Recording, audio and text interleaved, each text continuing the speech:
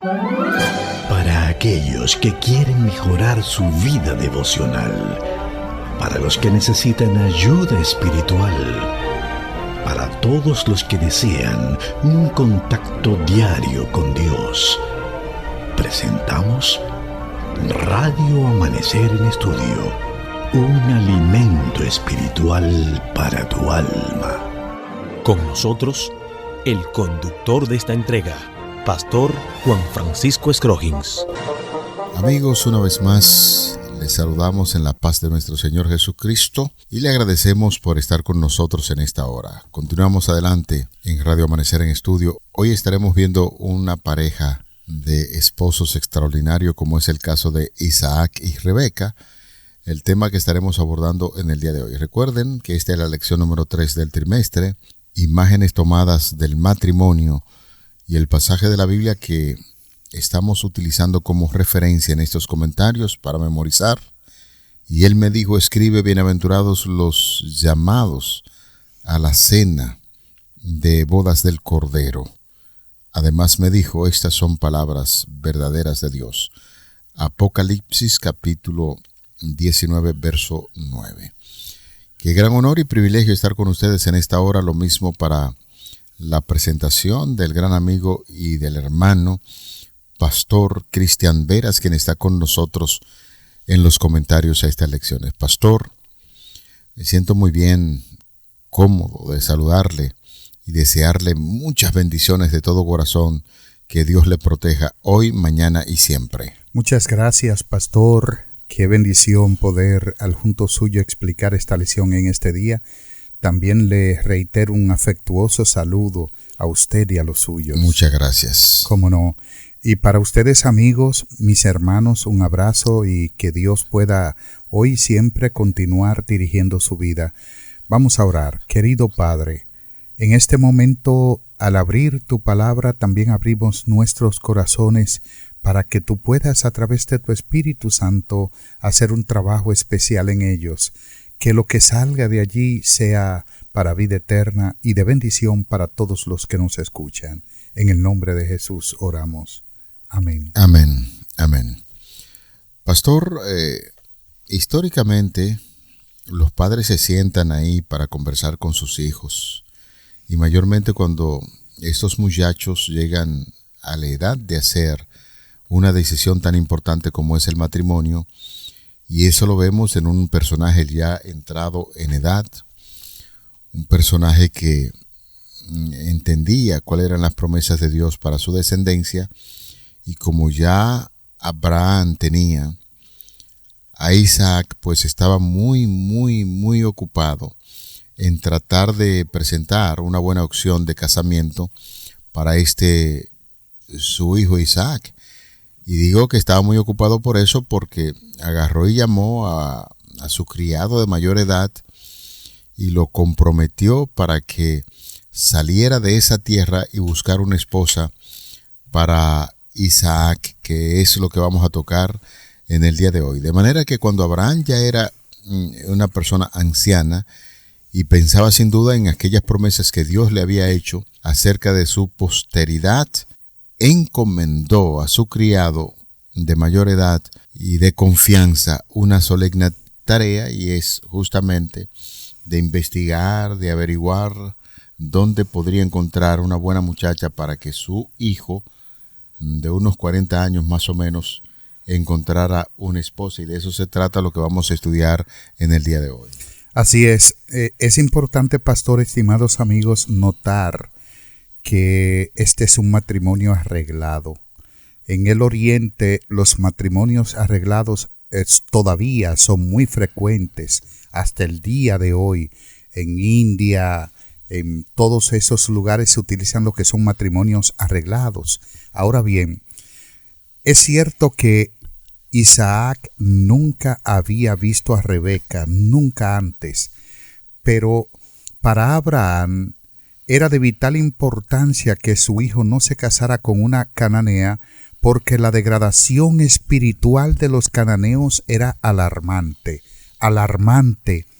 Está el culto a Baal, y este culto llevaba un ritual sexual que a nosotros nos diera hoy tal vez escalofríos pensar en eso. En ese culto había prostitutas que convivían tanto con el papá como con el hijo. Y todo eso se daba en el culto a Baal, un culto de promiscuidad sexual, desviación y todos esos asuntos. Y Abraham no quería que su hijo se casara con una mujer cananea porque él sabía que sería presa fácil para desviarlo. Cuando encontramos en la Biblia lo que tiene que ver con matrimonios del pueblo de Israel con mujeres cananeas o paganas, por lo general encontramos una desviación de lo que es el sentido espiritual del pueblo.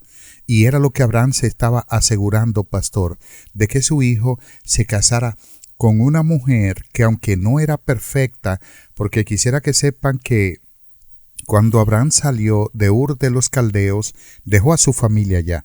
O sea, me refiero a sus hermanos y el resto de la familia. Su padre, Taré, salió con él, su sobrino Lot y su esposa, pero fueron los familiares que el texto dice que salieron con él.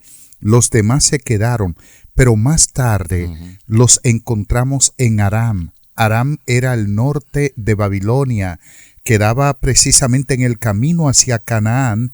Pareciera ser que ellos se percataron de que ese lugar donde los amorreos estaba contaminado grandemente con la idolatría y entonces salieron, y ahí es donde precisamente el Damaseno, siervo de Abraham, va a buscar la esposa para Isaac. Pastor, le voy a hacer esta pregunta porque puede ser la inquietud de muchas personas que nos escuchan en este momento cuando usted está hablando acerca de los planes y proyectos que su padre Abraham tenía para su hijo Isaac. Usted hablaba acerca de matrimonios arreglados, donde había una influencia muy grande del padre en torno a la elección que debía hacer el hijo. Entonces, en ese sentido, alguien podría preguntar, bueno, pero siendo un asunto tan importante, ¿cómo es posible que el padre o la madre tenga tanta influencia en torno a la elección de una compañera o compañero para su hijo? ¿Dónde está el libre albedrío que podría tener el muchacho en torno a la elección de una compañera? Realmente los tenían, pero cuando eran muy jóvenes nobles bien criados, dependían del juicio de los padres. En este caso, Isaac, no solamente en la elección de su esposa, sino acordémonos también del incidente del monte Moria. De hecho, cuando Isaac se casó, cuando Abraham envió a Eliezer a buscar a la esposa para Isaac, hacía 3 años que Sara había muerto. Sí. Esto lo podemos ver por lo que arroja, por ejemplo, Génesis capítulo 23, versículos 1 y 2, cuando Sara tenía 90 años, dio a luz a Isaac, e Isaac se casó cuando tenía unos 40 años aproximadamente.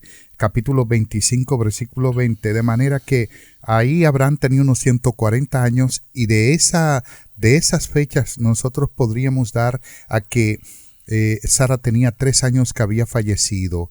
Abraham ya de hecho estaba viejo y quería asegurar que la promesa que Dios le había hecho se cumpliera y que su hijo en su ausencia no pasara dificultades, y entonces hace lo mismo. Sin embargo, algunos años atrás, Isaac también confió en su padre cuando lo iba a sacrificar en el monte Moria, de manera que no era la primera vez. Y contestando puntualmente su pregunta, pastor, él tenía la libre elección, naturalmente, pero cuando los jóvenes honraban a los padres, dependían fielmente de su obediencia a ellos para que les buscara una compañera. Ese es un buen punto, porque en este caso tendríamos que pensar que no había una imposición obligatoria. Así es.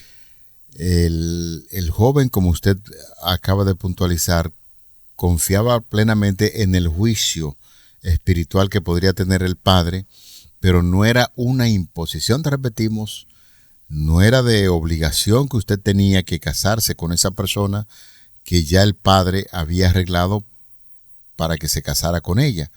Ahí iba a depender sencillamente de esos factores que uno tiene en cuenta. Buen consejo, mi padre es un hombre muy espiritual y la persona que mandó a buscar es una elección del mismo Dios. Así es. O sea, no era un asunto así al azar, porque cuando él la vio, noten ustedes, y sabemos todo el proceso que se siguió, el mismo Dios estaba detrás de esa elección, de manera que cuando el criado la convence de que Dios estaba dentro del proyecto, no hubo ningún tipo de rechazo, porque ya la elección viene de parte de Dios, y formar a una persona, un muchacho, una muchacha, conforme a la voluntad de Dios, entonces sabe que la elección que está haciendo es porque viene de parte de Dios. Definitivamente, y quisiera también decir con respecto a eso que nosotros podemos ver acá a Rebeca, que era una muchacha con sus defectos. Por ejemplo, engañó a Isaac cuando ya estaba avanzado en años ciego con el asunto de Jacob. Fue una esposa abnegada y fiel, no hubo un engaño marital, fue una mentira fraguada por ella y por Jacob cuando presentaron el cabrito que Isaac le pidió a su hijo mayor que le llevara para bendecirlo. Sin embargo, aunque dije que la familia de Abraham, en el caso de Nacor, de Taré, ellos eran idólatras, y eso lo vemos más tarde cuando Jacob huye de Labán, que Labán lo persigue y le dice: si te ibas a ir porque ya tenías deseos de ir a tu casa, ¿por qué hurtaste mis dioses? Lo que indica que todavía era un idólatra. Aún así, tenía algo del conocimiento de Dios. El conocimiento divino nunca le fue quitado a ellos, o ellos nunca lo abandonaron del todo. Hubo personas entre ellos que realmente fueron fieles adoradores a Dios, y encontramos que por supuesto, con la guianza, el apoyo espiritual de Isaac, Rebeca no fue una idólatra, y era lo que Abraham buscaba. Buscaba precisamente para su hijo una mujer que lo ayudara a que él fuese el heredero de la promesa y no fuera rechazado por Dios por su infidelidad. Abraham sabía, pastor y estimados amigos, que de la obediencia de Isaac a Dios y su permanencia en la adoración genuina, no a otros dioses, el pacto continuaría con él. Uh-huh. Y es por eso que se empeñó en vida por buscar la forma de que su hijo pues avanzara hacia el camino espiritual. Yo creo que es un ejemplo, de hecho, y debería ser una medida que los padres, aunque no le busquemos con quién casarse, pero que nos sentemos con nuestros hijos y le digamos que siempre piensen en lo que tiene que ver con la vida espiritual de una persona antes de elegir. Pienso que de esa manera se sentó Abraham con su hijo y lo orientó en ese sentido porque como usted bien está puntualizando, él confiaba plenamente en la vida espiritual de su padre. ¿Qué le parece si nosotros entramos al texto bíblico? Porque tengo que hacerle un par de preguntas en esa misma dirección. Adelante, pastor. En el libro de Génesis, capítulo 24, los versículos de el 1 al 4, encontramos una declaración bien importante. Era Abraham ya viejo, ya fue comentado, bien avanzado en años, y Jehová había bendecido a Abraham en todo. Es decir, el hijo que estaba ahí en ese entorno veía cómo Dios había bendecido a su padre. Eso es una gran seguridad porque es indispensable tenerlo en cuenta en el momento en que se va a hacer una decisión de elegir una compañera para él. Y dijo Abraham a su criado suyo, el más viejo de su casa, que era el que gobernaba todo lo que tenía: pon ahora tu mano debajo de mi muslo y te juramentaré por Jehová, Dios de los cielos, Dios de la tierra, que no tomarás para mi hijo mujer de las hijas de los cananeos, entre los cuales yo habito, sino que irás a mi tierra, a mi parentela, y tomarás mujer para mi hijo Isaac. Usted aclaró bien sobre el asunto de las mujeres de Canaán, el tipo de religión que tenían, y al extremo que se llevaba la vida sexual de estas personas era sumamente degradante. No convenía que Abraham quedara allí para elegir una de esas muchachas para su hijo. Eso está muy claro. Pastor, quisiera preguntarle porque en la Biblia hay ciertos eufemismos y entonces esta declaración que está haciendo muy seria a Abraham, que hace que su criado juramentara metiendo su mano debajo del muslo. Cuéntenos un poquito a qué tipo de costumbre es esa. ¿Es literal el hecho de que tenía que meter la mano debajo del muslo para hacer una promesa tan solemne como esa?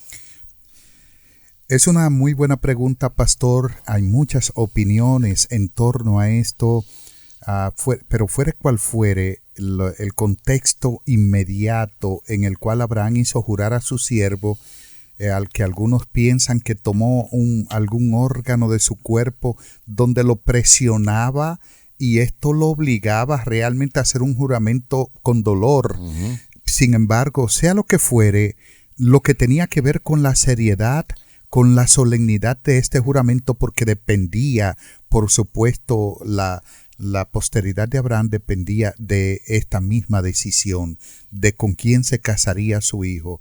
Así, pastor, que lo más importante es que Abraham le hizo un juramento o hizo a su siervo hacer un juramento con solemnidad, uh-huh. Y eran personas con palabra, que eso lo iba a guardar hasta el día de la tumba. Él se moriría y no dejaría caer por tierra el juramento que le hizo a su amo, y era de que, en primer lugar, no le buscaría una esposa de Canaán a su hijo, y segundo lugar, que si no encontraba una esposa adecuada para su hijo, no lo regresaría a su lugar, su país de origen. Aquí no está hablando de Ur de los caldeos. Ya Abraham no volvía allá, y de hecho, posiblemente parte por la cual Abraham no fue él mismo a buscar la esposa para su hijo era esa, que Abraham ya no quería, de acuerdo con la promesa, posiblemente mezclarse con la gente de la cual Dios lo había sacado, para ni siquiera influenciar ni su vida ni la de su familia con la idolatría. Perfecto. Pienso que esa respuesta es muy acertada y nos pone en el campo de la reflexión, de la meditación. Cuando nosotros queremos hacer una decisión para nuestros hijos, lo hacemos lo más solemne, lo más espiritual. Ni siquiera tiene que ver con un asunto de ética, sino más bien con asuntos que trascienden, que van más allá de las cosas de este mundo, como es el caso de la importancia de la elección de una compañera para uno de los hijos o de las hijas. De manera que está bien claro, y así lo presenta Génesis capítulo 24, los versículos del 1 al 4. Y yo pienso, pastor, como que deberíamos nosotros ahora ocuparnos un ratito sobre lo que hemos venido estudiando, de la solemnidad del casamiento de Cristo con su iglesia, y aprovechar este episodio, este pasaje de la Biblia que hablaba de la gran solemnidad con que Abraham puntualizó al esclavo de las características especiales que debería tener esta muchacha para el casamiento de su hijo Isaac, porque sabía que de eso iba a depender mucho la generación futura, para que se mantuviera el conocimiento de Dios dentro de esas naciones paganas.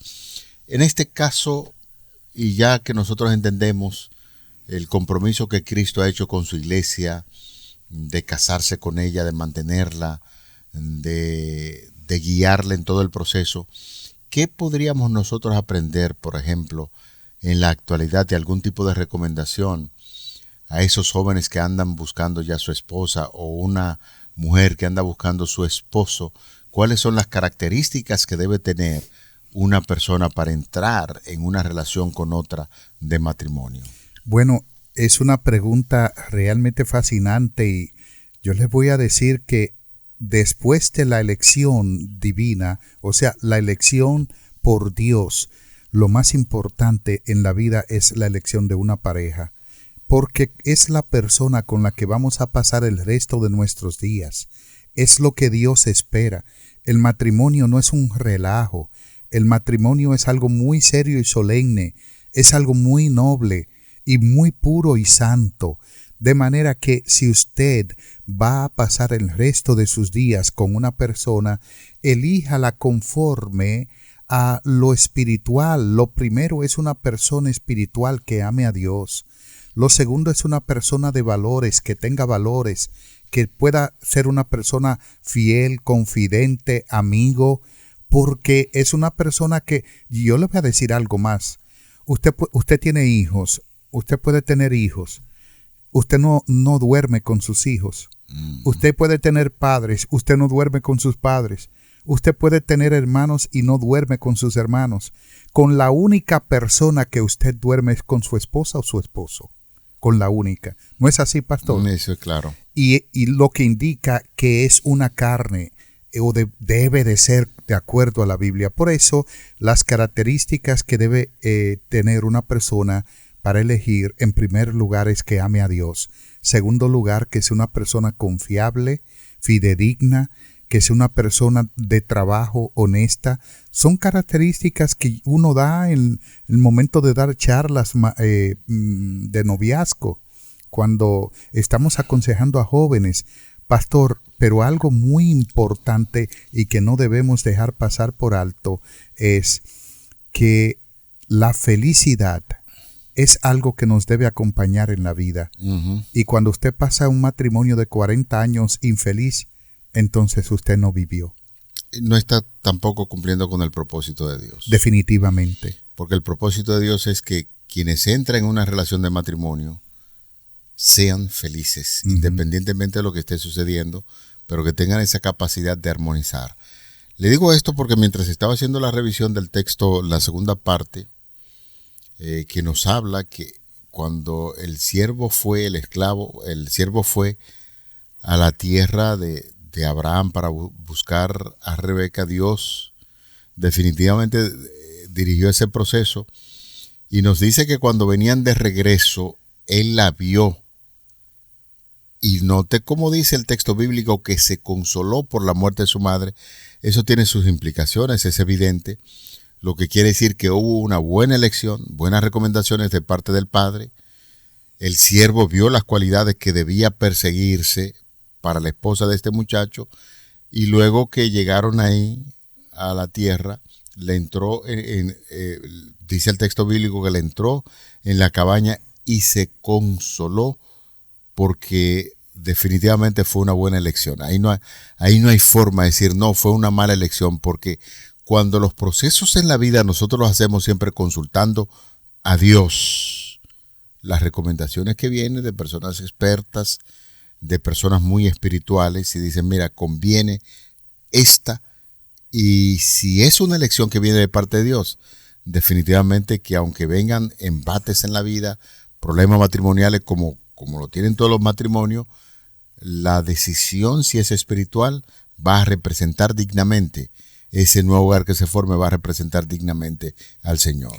Hay una palabra muy importante que usted tal vez inocentemente dejó pasar por alto, y dice que Isaac la amó, pastor, y luego dice, y se consoló por la muerte de su madre.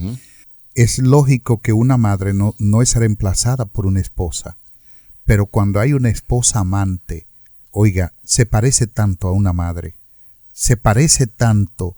Se lo digo por mi caso, porque cuando uno está malito, por ejemplo, y yo sé que Raquel también es de esa forma, que esa esposa se aparece con ese tecito y con el cuidado, pastor, uno mimando a uno, no nos sanamos. Ustedes no pueden ver el rostro que tenemos nosotros acá. Pero lo que usted está diciendo es tanta realidad como esa persona, en este caso mi esposa Raquel, si estoy enfermo, ella anda haciendo todo lo posible para ver cómo yo recupero la salud, porque ella considera que es el hombre que ama, claro, el hombre que Dios eligió para ella. Y lo mismo sucede con este servidor. Cuando yo veo a mi esposa que está enferma, mire, yo hago todo lo posible para que se sane, porque es que Dios espera que los matrimonios que son elegidos espiritualmente les representen dignamente donde quiera que estén. Por supuesto. De hecho, quisiera tomar un párrafo de la guía de estudio. Mire lo que dice, pastor, en torno a eso que usted acaba de decir. La historia de gran parte del antiguo Israel e incluso de la iglesia cristiana a lo largo de los siglos ha sido una en la que el pueblo de Dios, que debía dar testimonio acerca del Dios verdadero ante el mundo, quedó atrapado en éste y se contaminó con sus falsas enseñanzas y también creencias religiosas. Quizás el gran ejemplo de esta triste realidad haya sido la introducción del domingo, el día de culto pagano dedicado al sol, en lugar del día bíblico de adoración, el séptimo día semanal o sábado, una realidad que jugará un papel prominente en los últimos tiempos.